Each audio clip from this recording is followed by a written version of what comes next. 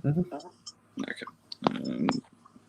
It should be. Ethan should be the bottom one, right? No. Yeah. Yep.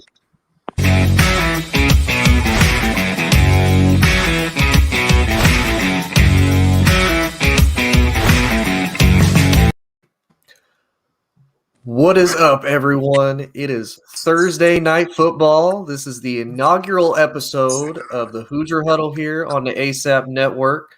If you've seen me around, I'm one of the admins here on the network. You've probably seen me on Real Talk. That was my first show that I got to be a part of. And then you probably see me on Just Say the Truth. Since this is my first episode and I'm still, what they probably call wet behind the ears, they had to get me good, solid experience here as a co-host. So they brought in Dre to try to help me and make sure that I don't sink too bad. That's also why he's a Navy vet. So if I sink too far, he can fish me out. Dre, give us a background about you, sir. Oh, but man, how we doing? Dre Montez here from St. Louis, Missouri. 15 years of talk radio, 4 years of sports and entertainment podcaster, man. Just here to just have some fun and get at it in the world of sports. Fantastic. And then to my other side here, we got Lennon. Lennon's going to be actually a part of our production crew. He's filling in till our fanatical Giants fan joins us here in a little bit. He's still waiting on whether or not he has to do with heartbreak or celebration. So we're going to see how that turns out first. But Lennon, introduce yourself, brother. Hey guys, I'm Lennon Crisp. I currently write. I cover the UFC. I currently been working with Sports and Culture Media, but I'm glad to be working with you guys. Awesome, man. So it's enough about us. We got to kind of talk about this game going on because I'll be honest with you. I'm a diehard Cowboys fan, so I have to watch a lot of NFC East games, and obviously last year the NFC East was the worst division in football. You could probably argue it's still the worst division in football. But Dre, I'm going to start with you. What has surprised you the most about this game so far? So far with this matchup between the Giants and the Washington football team has been the lack of the D in the Washington football team's defense. With all the expectations coming in, considering what they did last year, I thought, considering last week against the Chargers and now today against the Giants, I would have seen a little bit more of a little bite in that defense. But I'm not seeing it right now. Not seeing it at all. Yeah. What about you, Lennon? What's kind of surprised you the most so far? I haven't got to watch much of the game tonight, but from what I've seen, I've got to agree. The Washington defense has just been terrible. I mean, just to think that a couple of weeks ago they had them as the best ranked defense in the league, and now they're being considered probably one of the worst. I mean, I'm more impressed with the Giants offense. Like, Saquon's not stepped up, but everyone else has stepped up to help out him, Yeah, I'd agree, and I'm going to be still kind of watching it while we're doing this, just so that way we have a little bit of an update.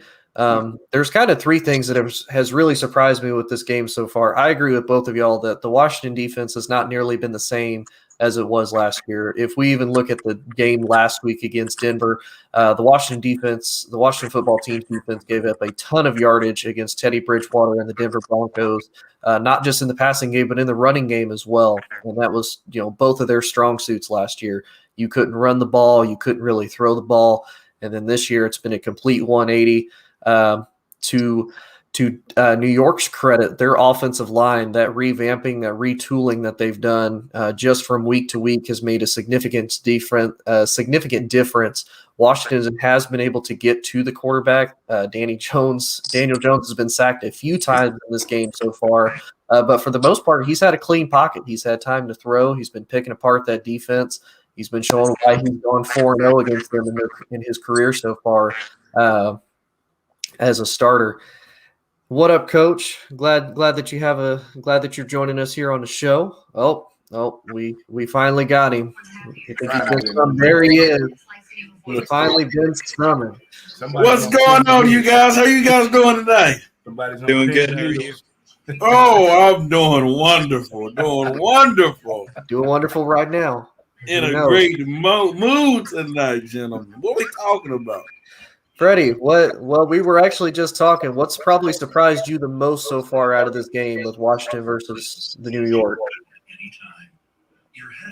Just the fact that Washington's pressure in the second half really haven't got to Daniel Jones, and Daniel Jones still able to still making big plays. And I mean, I've been hearing all week from this network, from you guys, that my Giants bad offensive line is not going to be able to run the ball against this defense. And now, don't mind me now. It might not be Saquon Barkley right now running the ball. Even though this last drive, he broke loose for a little bit. It might have been Daniel Jones. But you know what the most beautiful thing when it comes with Daniel Jones? He's not fumbling the football. He haven't thrown an interception. But yeah, because the game's still early. But, Now- I mean, this is just a beautiful moment. This is what us Giants fans want out of our young quarterback, Daniel Jones.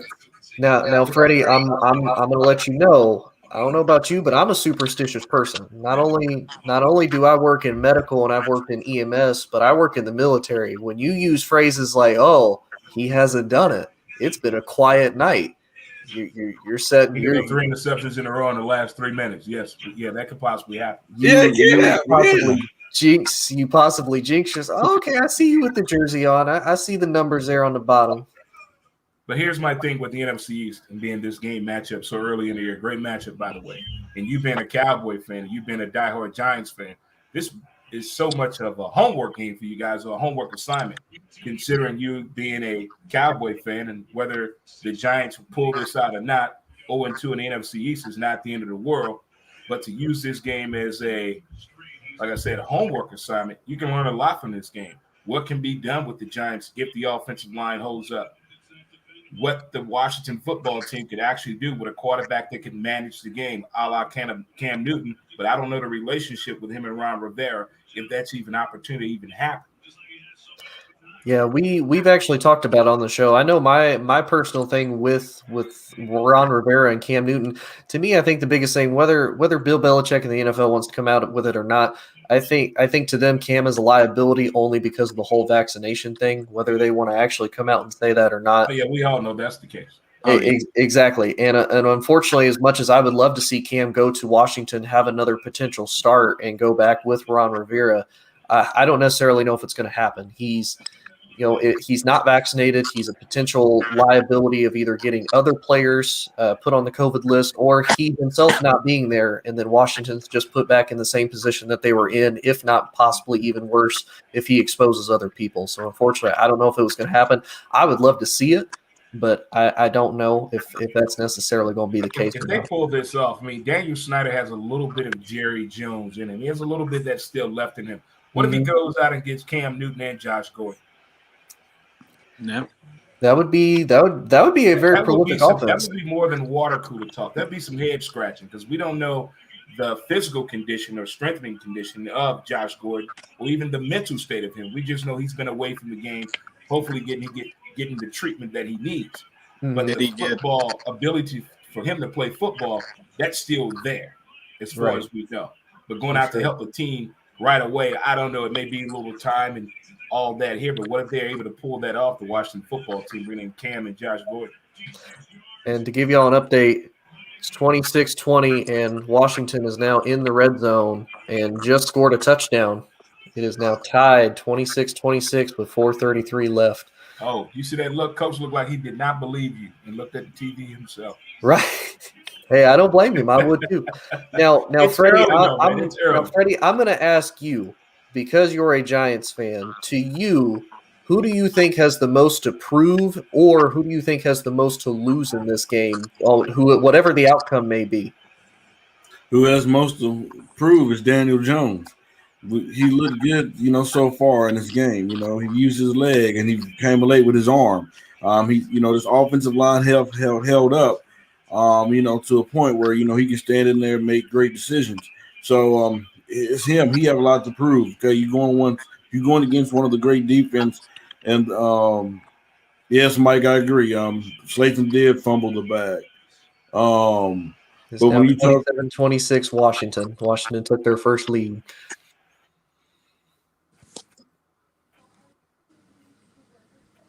But if Daniel Jones just goes out here and manages the game, moves the ball, gets some good TOP, puts them in a position to either get a touchdown or get points on the board every time and not turn the ball over. I think Daniel Jones is doing his job, but it's up to the defense too to do their job too as well. You can't put that much pressure on a guy in the New York football system, so to speak. We've seen this happen with the New York Football Jets and the New York Football Giants when the media gets a hold of these guys. Yeah, that's very true. I kind of agree with Freddie. I think really if Washington loses this game, to me, Washington only loses their credibility on defense. They don't really lose anything overall other than that.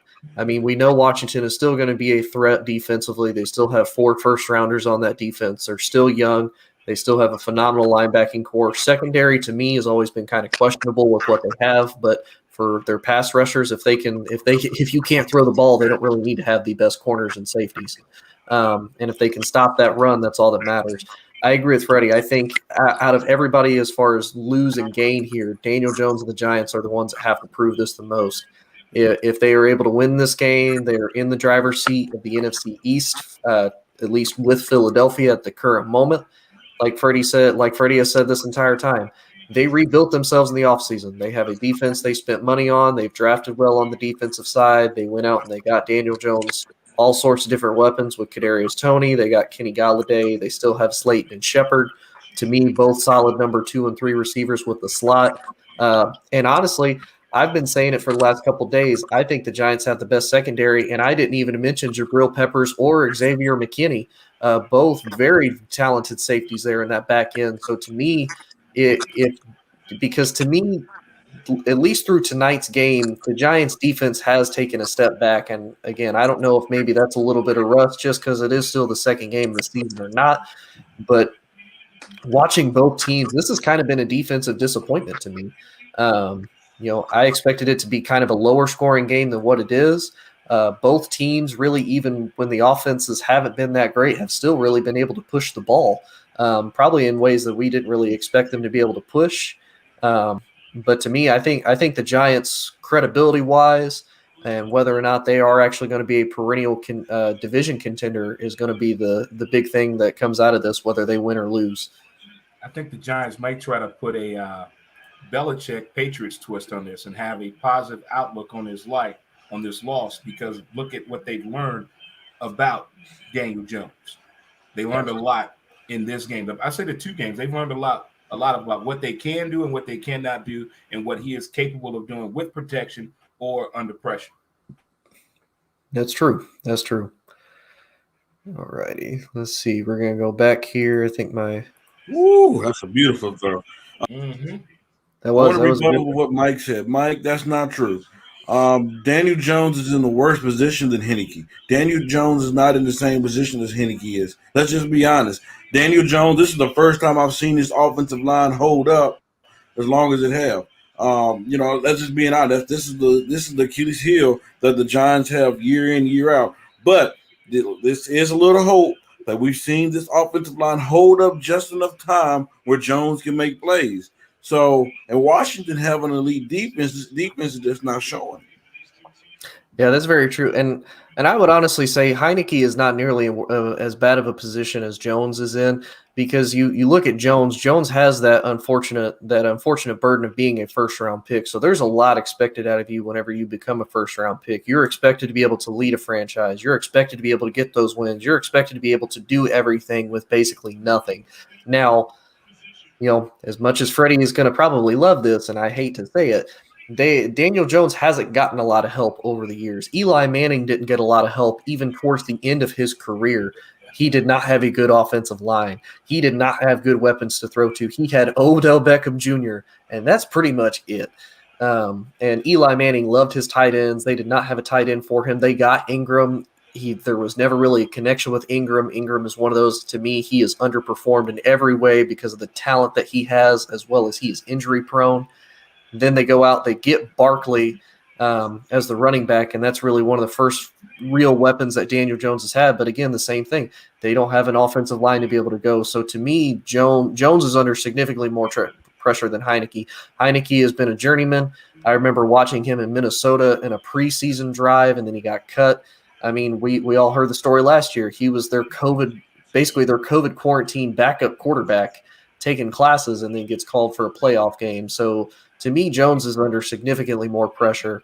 And really, to me, and I know it's bad to say, I would almost say he's kind of playing for his football career just in this week 2 game right now. Now, Freddie, hold on before you go into that. I say No, that I'm talking about what the heck my team is doing right now, man. They Oh. hunting. I'd say I almost thought Freddie thought I was crazy when I said he's kind of playing for his football career. No. Because to me, he is. I mean, he's going into year 3 now. Again, wait, did they score another touchdown, or is that the first one? That's the first one. Okay, that's the first one. You know, he's progressed in some manners, but he hasn't in others. You know, he's only won 8 games out of 27 starts that he's been in, now 28. Jury's still out on whether or not this is going to be a win for them or not. And he's turned the ball over 40 times. You know, for most NFL franchises, okay, you might be our backup, but how much are you going to trust this kid to be your backup if he needs to be signed, especially for a organization that maybe their quarterback is injury prone or they want a solidified backup position to come into this. Now, Freddie, I got to ask, from what you've seen so far with Saquon in Denver and now with Washington, what do you expect out of Saquon coming up in this next game against Atlanta? I expect him to show us that he's Saquon Barkley. People need to pump the brakes just a touch. This is the Washington defense. You know, the front 4 is legit. I mean, we see that. I've seen Saquon break out for a few times, and he still looks explosive. So I mean, I'm not disappointed. I mean, I expected I've seen what I expected. I mean, so second game back from a major injury that he came from. So I mean, he's still looking explosive. So yeah. But you look at these games when it's in your own conference as well as out of conference games, as more as, look, we need to work on this. We need to do this better. Because I think in the NFC East, when it comes to those head-to-head conference games, I think that's a little bit harder on each other, especially in the NFC East, because it's been up in the air for so many years, as we talked about a little bit before we started, especially with the Giants and the Washington football team and the Cowboys. Those 3 right there, it's always something going up against the grain when all 3 of those teams face each other. Yeah, for sure. I mean, I actually had a guy who kind of, when I was first getting into sports, he kind of taught me about that. He said, it doesn't matter who you are. It doesn't matter how good of a team you are. Any divisional game that you go into on any given Sunday, and it looks like the Giants just got the first interception from Bradbury. That was a big interception. And they're basically in red zone opportunity right now. So if the Giants can capitalize, all we need is a field goal. Run the clock down. Get a field goal. Hey, New York, stand up. New York, stand up. You need them. But no, I mean, you look at these divisional games, and we're seeing it right now. These divisional games are probably some of the best games that you'll watch as far as football goes, because these are teams, they play each other 2 times a year. They know each other better than any other team in the conference or outside of the conference is going to know each other, and they're going to give you the hardest fight that you are ever going to have. And no to your credit, in these matchups, none at all. And to your credit, Dre, and I would even throw the Eagles in there. Again, even as bad as the NFC East has been for the last couple of years, these are teams that it doesn't matter. They're going to be in a dogfight with each other to the last game of the season, and it happens every single year. Every season, the very last game of this year for the NFC East always ends up being for the NFC East championship. It's probably one of the favorite things about this division. It hasn't had a back-to-back repeat since 2006. And it's the most comical conference in the NFL ever. Oh, for sure. And it's the most talked about. Exactly. And it's the only, and for people who don't know this, it's the only division in the NFL. Every single team has won at least 1 Super Bowl. There's no other division that has even come close. My Giants have won 4. My Giants have won 4. Okay, you won 4. Dallas has won 5. Washington has won 3. Philly has won 1. It's been so long since the last time the Cowboys even smelled it. It's been long since y'all won a division. It's been 10 years. I'm just happy right now. You were in middle school when the Giants last won their division. Hey, I'm just so happy right now. If Daniel Jones and this Giants offense, if they maintain to make the right plays, get timely first downs, hey, we can take this game. But if they don't do that and still try to do that, but lose, come up short, you still can't be that upset because it is a divisional game. It is a rival. It is early in the year. And I would say got this. to figure out the kinks on that offensive line. And I would say this too, Freddie, because you've been bringing it up even from last year as far as the competitiveness that the Giants have had, even with like the eventual Super Bowl champion, the Buccaneers. The Giants have been competitive this whole game. As far as looking at Daniel Jones, like you said, you can't really ask for a cleaner game. He hasn't fumbled, hasn't thrown an interception. Now, I'm gonna tell you one thing I am disappointed in, though, Tony, about my team, and it's this defense, because I was real high on this defense, and this defense to me. They wasn't able to get enough pressure on Heineke that I thought they should have been able to. They have not been able. They've not been able to stop the run at times. They did let one big throw go in, but I mean, that's football. But at the end of the day, my Giants defense do need to tighten up in order for this team to win. To win ball games. And I was actually talking to Dre about that earlier. Dre and I were talking about that. The fact that to me, really, I mean, you heard my score prediction both earlier today and yesterday. I did not expect this to be this as high scoring of a game from either team. I expected this to be way more of a defensive shootout than what it has been. Washington's defense hasn't really stepped up, and like you said, the Giants' defense hasn't really stepped up either. It's gonna be a kicker's game. Yeah, this is going to be definitely a kicker's game, and I think this is going to be one of those games. Whoever has the ball last and is able to effectively, because they've both, for the most part, been able to move it pretty well on each other. So it's just whoever has it last and who's ever able to finish. I would say the Giants defense will step up last 2 minutes of the game. Don't make Heineke, and it's good. Don't make Heineke look like he's Tom Brady. Don't make him think he's Patrick Mahomes. I mean, stop it. I mean, let's pump the brakes. Just a touch. Giants, New York, stand up. I mean, don't make this dude look like he's Tom Brady. I mean, stop. I mean, no. I mean, and what I tell you, I predicted the score to be higher than all y'all did. I said the Giants was going to score 30 points, and guess what? We 1 point away. But I did say that the Washington would score 17. So that's very true. That's very true. I'll tell you this though, I think week 14 or week 15, they're going to come back to this game. Someone's going to come back to this game. One of these teams learned something by this loss or by this win. It's going to perpetuate the conversation in week 14 and week 15. Yeah, John, that was a big loss. That was a big loss for our Giants. He come in, and they shuffled up the offensive line, and for him to come out and break, whatever it is, that's a tough blow for the Giants. And I will say this gives me hope. See, that's what I'm saying. You treat just like the Patriots are treating Mac Jones. They're treating that like, look, even though we lost that game, look at what we've learned. Look at what we can do. Now this kid can drive the car you're about to give him the keys to without insurance that weekend. You feel a whole lot better because now he can drive. Now, my question for both of y'all, does this change either of y'all's prediction for who you think is going to win the NFC East? I need to see it a few more games. I need to see the Giants. I need to see this defense, I need to see the Cowboys a couple more times. I already got the Washington football team winning this division. Really? I don't know about this after the night and seeing what we did with the Chargers, because, the Chargers week two, ate them up as well. We learned a lot. Back to the drawing board. Let's go back in this room. Nobody gets a day off tomorrow. We're going to come in here and watch and film. We're going to learn something about each other and what we learned from these losses and these wins on each play or drive or possession or a half, whatever. They're going to figure this out. Now, Freddie, I'll counter that too, though. The Chargers are a good football team. We saw it last year with Justin Herbert. He, as a rookie sensation, came out of the gate. Nobody expected it. They have probably one of the best wide receiver core. Williams is a little bit questionable to me as far as a number 2. He is definitely underperformed compared to the other wide receivers in his draft class with him.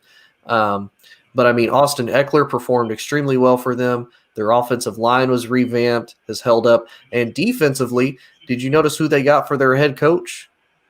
They got Brandon Staley. He was the defensive coordinator for the Los Angeles Rams and that number 1 defense last year. So that imprint has definitely been made there in Los Angeles for that Chargers team. Yeah, I understand that, Tony. But at the end of the day, when people brag and, and all that about how elite this defense is, they threw the ball over this Washington defense. And for you to let Daniel Jones, who had so many question marks to a lot of folks, come in here and make big plays, run all over you, that is a question mark. That is a problem. I mean, but if you want to make that same argument, though, I mean, even if you look at them last year when they had a perennial defense, they still lost 9 games. Because he was going against the grain. When you go to what the defense is giving you and you have that football high IQ, you can get those reads right off the bat on that play that he ran when he tucked it in because the check down didn't go right. Mhm. Or all right, the red gentlemen, zone 3rd and 8. when the running back didn't do the circle. He went out too far. Danny Dimes kept the ball. But last year, he would have thrown that ball. You got to learn how to take what the defense is giving you. Mm-hmm. And I will say too, like we've kind of been talking about so far, Daniel Jones has been smart with the ball. He's been like Dre said, he's been a lot smarter, at least this game, than he was, I would say, the first game, and definitely smarter than he was last year. Because like Dre said, I could have easily seen Daniel Jones forcing a lot of throws that didn't necessarily need to be there, a lot of throws that he couldn't make. Now, to Freddie's point, that may also be because he has some better weapons. He has Kenny Galladay, which is supposed to be the true number one. He's going to get a lot more attention than Darius Slayton and Sterling Shepard are, whereas they probably would have gotten more attention because they were the number one and the number two. They do have Kyle Rudolph, which, at least for this game, has proven he's still got a little bit left in the tank. I didn't think it was possible. To me, I always get skeptical whenever you have those players. They've been with the organization forever. Like when Jason Witten went to the Raiders, and the Raiders were like, "We're starting Jason Witten." I'm like, "What is wrong with y'all?" He was packing stacks and getting that retirement bonus ready. He was ready for television right away. We understand that plan. Exactly. I was like, even as a Dallas fan, I'm like, "What are y'all signing him for?" Like he didn't do anything for us before he retired and went into the booth. Like, a year, 2 years before he went into the booth, he wasn't really the tight end that we used to know. Right. Comes back, he becomes a fumble machine all of a sudden, which is crazy because he hardly ever fumbled when he was before that. And then he goes to the Raiders. They're like, okay, we got Darren Waller, we got Jason Witten. Let's go. He gets you that first down on 3rd and 5 anytime. Oh, 100% good third. I need my defense to step up right here, gentlemen. You got that short right curl, now, big fella. That short curl route for that security blanket for that first down. Yes, sir. Throw it to Jason Witten. He will fall down on that first down line every time. See, teams like the Giants this year, the Washington football team, I even throw in the New Orleans Saints. If I was all of these guys, quarterback coach, their guru, I would tell them to watch the year that Trent Dilfer won the Super Bowl. With a good he didn't defense. do too much. He did what the defense gave him, and he understood what his defensive squad could do. Mm-hmm. Don't do more than what we asked you to do. Yeah. It's 1st and 10. It's not 1st and 15. No. And if more quarterbacks go with that and just take what the defense is giving them instead of trying to do what the media wants them to do, what the fans are trying to tell them to do, or what the expectations of fantasy football and the Vegas line is telling you to do. Go off what the defense is giving you. Yep. Yeah, and in all honesty, I mean, I know a lot of times too, they always want to see these guys that make, the deep throws for, the big games. That's not always a good thing though, because it's not.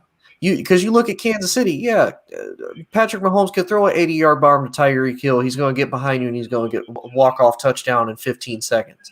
But then your defense has got to be out there for another 10, 15 minutes. I mean, your defense is going to get worn out. That's one of the things I'll give Peyton Manning for all the years he was in the league. If there is anything Peyton Manning was good at, he was great at keeping his defense off the field. So that way they can possession. Yeah. Exactly. Hey, John Schultz. Yeah, I am. When you said that, I did look at my phone because I said, man, because I'm watching the game as I do the show. And I'm like, man, did something change? Like, am I behind? Like, you got me scared and everything. It's a big game tonight, man. I got it streaming right now. They're close. I just need the defense to hold up. 27-29. Washington is right about at the 49-yard line with 34 seconds left and one timeout. Trying to get in field goal range. Tick. Oh, yeah, they're checking down. They're killing time. They're trying to make sure that they get in the field goal range. Where's Alex Smith when you lead him, when you need him right now? Where's Alex at?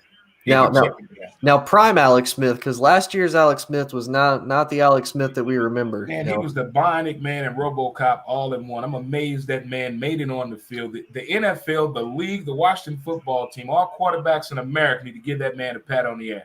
Very, very He true. did a phenomenal job. Him and I don't know. Did you see the Florida State quarterback, Dre, that had kind of the similar I issue? don't understand how these guys are walking and the desire to get back out there. No. That to me, I had a man tell me that the power of your mind is so incredible that it can bring you back from so many different things. And for these dudes, that just gives you a testament into how Yes, much it does. willpower that they have. That they're like, no, No like you such said, thing as give up, and no such thing as I can't do that. Yeah, you exactly. can. And no, you won't give up. Yeah, like Alex Smith, potentially deadly infection from one of those legs. The Didn't guy even almost died. Man, almost die. They probably almost wanted to amputate the leg, to be honest with he you. almost lost his leg and he almost died from the blood clot. Yeah, that was something else, man. That was something else. Yeah, let's keep it going. Can the season be decided by week 2 in the NFC East? Wow. No, because even when you have good teams, no. And I would say you can't really do that for any division, to be honest with you, because That's what's so comical about the NFC East. They talk about Super Bowl predictions every week concerning one of these teams in the NFC East. Every time. One of these teams win, it's a big ordeal. One of them losing, it's like the most horrific thing ever to happen in sports. Mm-hmm. Yeah, and I've never kind of understood that either, because even before the NFC East became bad, the NFC East was always one of those divisions, for 2009. Giants and Cowboy fans did this. Yeah, 2009. 2009, for example, you look at the Saints, 13-0, and who was their first loss to? A 7-5 Dallas team of all teams, and it was in New York. Yeah, so it's crazy at how people look at this division, but again, it's also crazy how this division kind of shoots themselves in the foot. So, yeah, John, you might be right. They better spike this ball. They got 9 seconds left. Do they do this in practice to work on this? Come on. What's the hurry up? Oh, they're going to review and see if that was actually a catch or not, as far as field position goes. That's way to get two play calls in there. Good job. Oh, yep. He secured the ball. He's got knee down, complete control all the way through. That's a catch. I don't know if they can. That's got to be clear. There's got to be something really clear there for them to try to reverse. I will say this. That Daniel Jones run was a touchdown. That was a bad call by the referee. That was a horrible call. Very much. I've noticed that with the passer. That was horrible. That was another terrible. And especially if you saw the Jonathan Allen sack against Daniel Jones, he picked him up and slammed him on the ground, and nothing. Chase Young does it probably textbook way that the NFL wants, and they're like, "No, here, go ahead, and here's this penalty marker." They want a semi truck with a full load to stop on a dime. That's what they're trying to do. But they're treating the roughing the passer like Major League Baseball and Little League Baseball treat leaning into the pitch. That's what they're doing. That's the new lean into the pitch right now, the roughing the passer. It's so easy to get that as a quarterback, and that's field position. That's taking the momentum away from the defense when they think they're doing their job, especially when they look at the instant replay. It is not as severe as we think it is. Well, they just spiked the ball. There's 5 seconds left. And now Washington is bringing out the field goal unit with Dustin Hopkins. You okay with that, coach? You gonna be all right? I think Freddie's probably going to be quiet for the next couple minutes while we figure out whether or not this is going to happen. Yeah, they'll make it. I mean, they're too close down there into the. Man, I don't trust NFL kickers for nothing. We've seen it. It's like, oh, they got it, and then they miss. It's a 48-yarder. Kicker, none of it. Kick is off, and he missed it. He did? He missed it. The Giants win 29-20. Oh, there's a flag, though. Wow. And apparently Heineke's pointing at not Washington, at New York. Wow. Damn. Hopkins is going to get another shot to go for it. Holy Toledo. Wow. John's saying they made it, and who's 0-2, but I don't. What was the call? Oh, it was encroachment by the defense. Oh, my goodness. So that gives them an automatic first down because it was 3rd and 4. Dumb, man. So that'll make it a 43-yard field goal. That comes with discipline. If you can't make a 43-yard field goal, do not come in the locker room. The Giants gave the game up, man. That right there shows. Oh man, Mike is gonna have a field day with You this. lose If a game Hopkins in the makes it, final 5 seconds. Come on now. and he made it. Washington wins 30-29. But you know what? Let me speak on this. No, Mike, I'm not gonna hold this L. This right here, Washington celebrated. New York should celebrate as well. This right here shows me improvement with my New York Giants. My offensive line has gotten better. So you know what?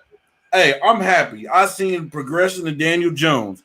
I seen Daniel Jones stand in the pocket, make plays. You know what? You talk about Daniel Jones all you want. I don't care, Mike. He showed. You know what? He showed me that he is capable to be a quarterback if the Giants put the right pieces around him. If this O-line levels out, this dude can make big plays. So you know what? I'm not upset about this game. Now, There you go. See, now, Freddie, that's I'm what I gonna wanted to hear. be honest with you. I've been objective this whole entire time, but I'm not gonna let you get away with that because you did not let my Dallas Cowboys get away with that against the Super Bowl champ Tampa Bay Buccaneers, and the same thing, lost them for 2 points. There is no victory in moral victories. You did not. Well, it's different when it came to the Cowboys, Tony. Your team. Here we go. Let's be. If you want to be honest, that could have been a blowout. If you just see be what I honest, mean? It could. if those Hey, turnovers, The Giants happens all if the time. those turnovers that Brady them threw did not, they would come in the test. It would have been a blowout. So I'll be honest. Mike, why you want to talk? Win a game first, then you can talk. You hold your L too. Shots fired. We'll both hold them together. So I'm just saying though, I expected Dallas to be a blowout, but the fact that they also overperformed and overachieved than what probably was expected is also a surprise. But I'm still not going to let you have that moral victory, though, Freddie.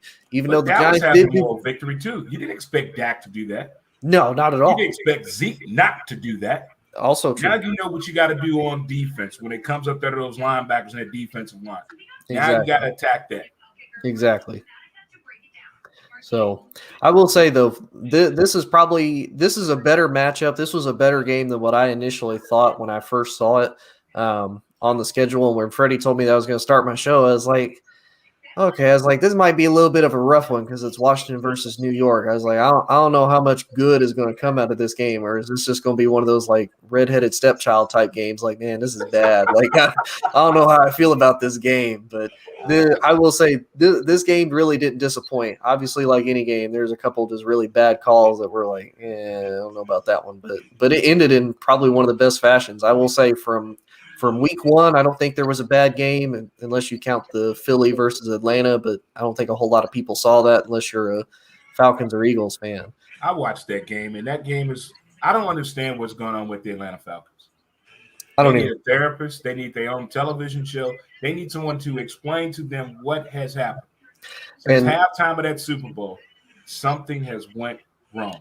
And it's sad because and you tell me what you think, Dre, on it, because I have a buddy that's from Georgia and loves the Falcons. But like you said, ever since that halftime of the Super Bowl, they offensively, how often has the Falcons been able to compete with anybody in the NFL when they had Julio, when they had a running game, and they had Calvin Ridley and whoever they're throwing in at tight end, and then Matt Ryan at the quarterback? They could compete with any team in the league offensively with no issue.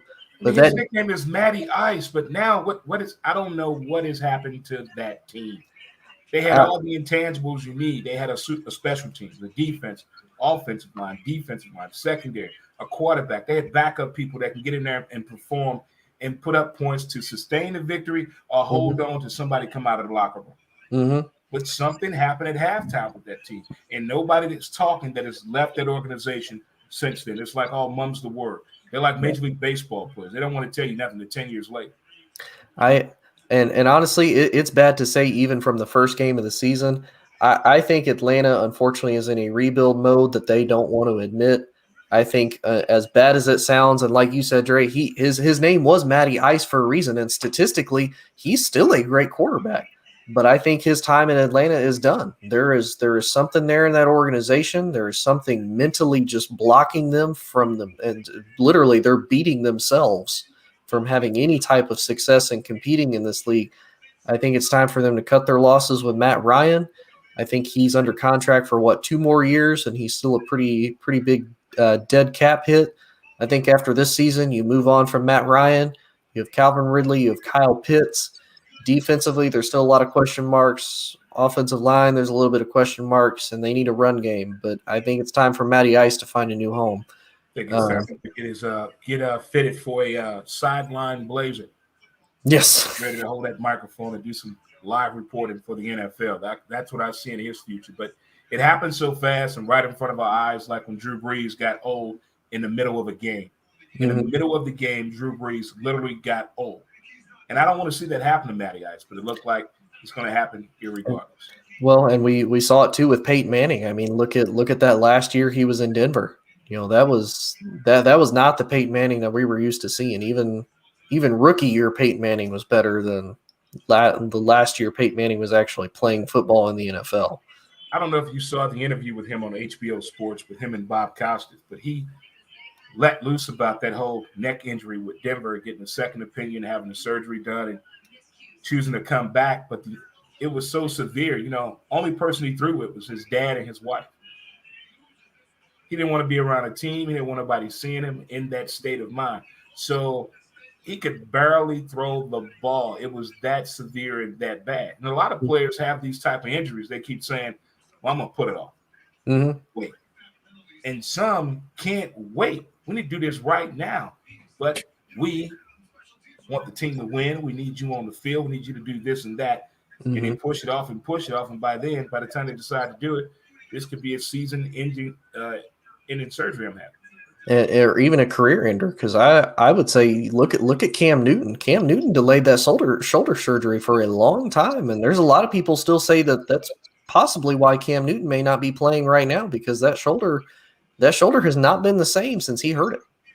There have been a lot of quarterbacks that had early injuries in the 70s that learned something, how to change their throw, their trajectory on the ball to last a little longer in the league.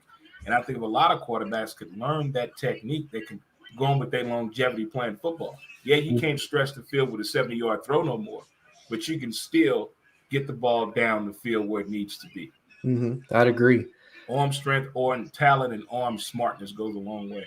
Very much so. Well, gents, I think that's just about all we can do as far as the Thursday night football recap.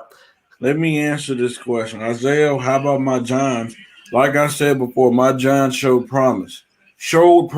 I'm happy to be a Giants fan. About doggone time this offensive line hold up. We finally seen Daniel Jones be a valuable quarterback, get his guys open. Shepard, Galladay, Slayton. If Slayton would have caught that touchdown, wide open touchdown. Let's not forget Daniel Jones ran it in for a TD, but a bad officiating. Let's not forget about that as well. Yes, my defense do need work. They do need to get better, but I believe, they will get better. I believe as time goes on, no, Shepard did not have -9 yards. No. Shepard had a good game. Yeah, he had a good game. But this team showed me promise, and I'm happy about it. He had 94 yards, 9 receptions for 94 yards. Not bad at all. Not bad at all. I just looked it up, John. They just didn't win. Yeah. If that makes any sense. You know what I'm saying? You didn't fail my class. You just didn't pass, but you did well. That's what teachers told kids back in the day. But still, with the Giants and the Cowboys, I still see nothing wrong with the Giants 2 games and the Cowboys first game. I don't see nothing like panic mode. And let's not forget the Cowboys could go 0-2 Sunday as well. What's that? That's very possible. Cowboys could go 0-2 Sunday as well, going against their Charger team. Hey, that's what. Hey, right there. And this, speaking of those Chargers, this is the first time they're using a playbook designed for him instead of doing sandlot plays prior to each and every game because they were using Tyrod Taylor's playbook like half of the year for him. So now he's finally getting plays that are suitable for him. Yeah, he's more comfortable with because a lot of those were called at the line last year, a la Peyton Manning called off the defense that they were facing. Right. Now speaking of, since Thursday night is over, and I think we've talked about just about everything we can for this Thursday night, Dre, what game are you most excited to see this coming Sunday? Or even Monday night? Monday night game is Green Bay and Detroit, right? Yes, sir. Green Bay and Detroit. I want to see, because I think Aaron Rodgers is the biggest actor in Hollywood. The guy knows how to sell tickets. He knows how to get the puppy eyes from the women and from the over 30 male football fans. He knows how to do that. Whether he's saying RELAX, whatever, any of that, the way he's wearing his hair right now, these hidden messages and subliminal messages on Instagram, this guy is acting his butt off. He's doing this for a reason, for attention span.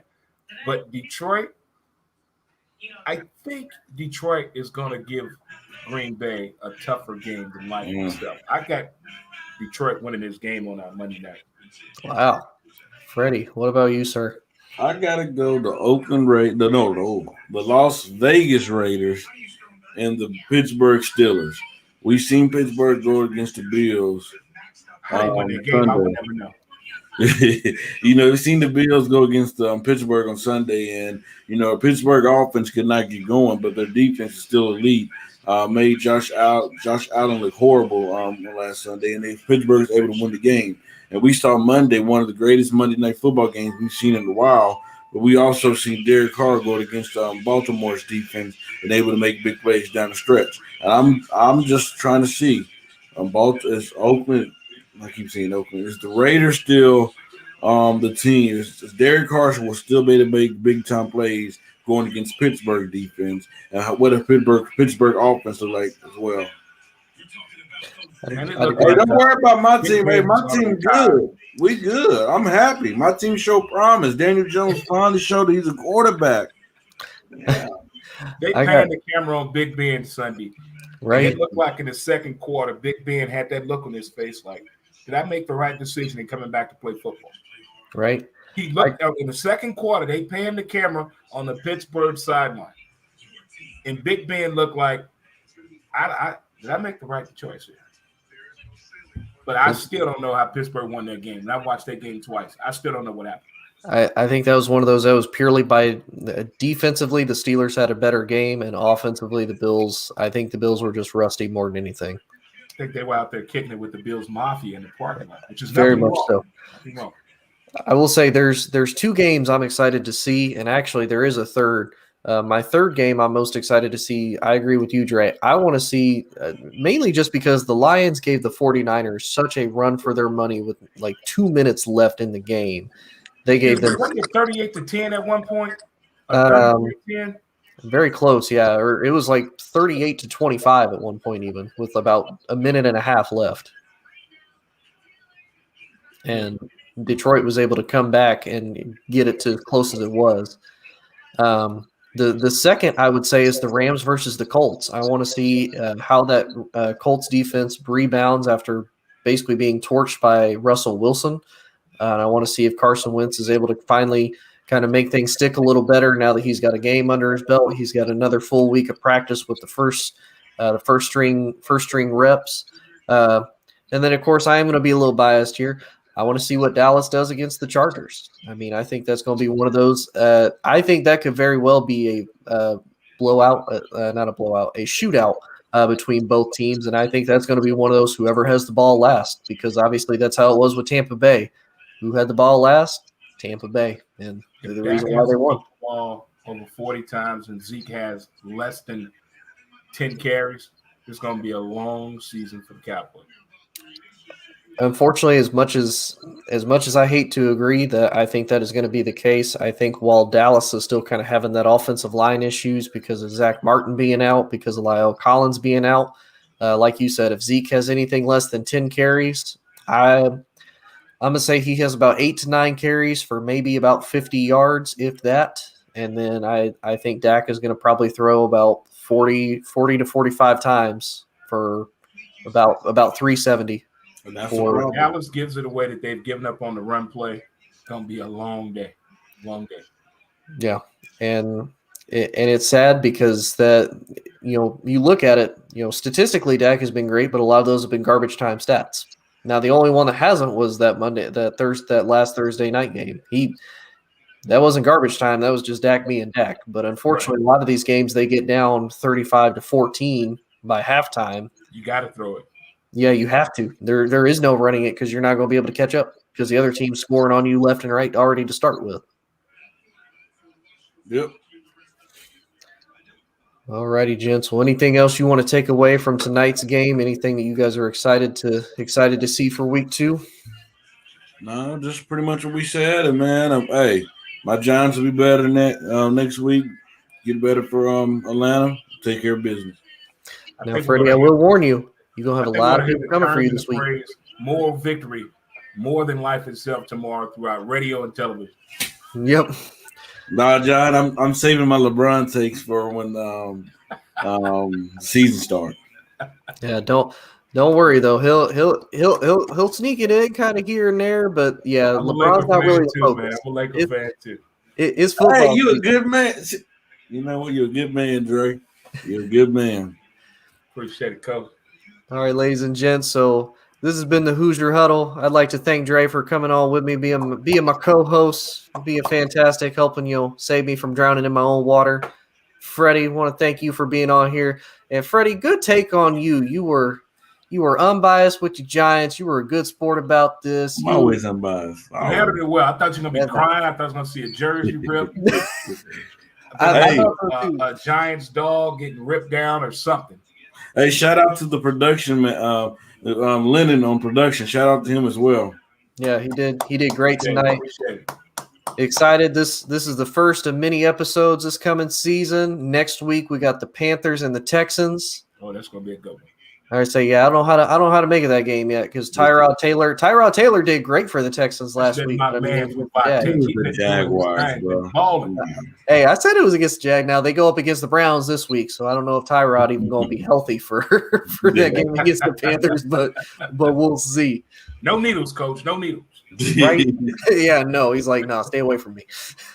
All right, gents, it's been a pleasure, and we will see y'all next week. Y'all have a good night. Peace.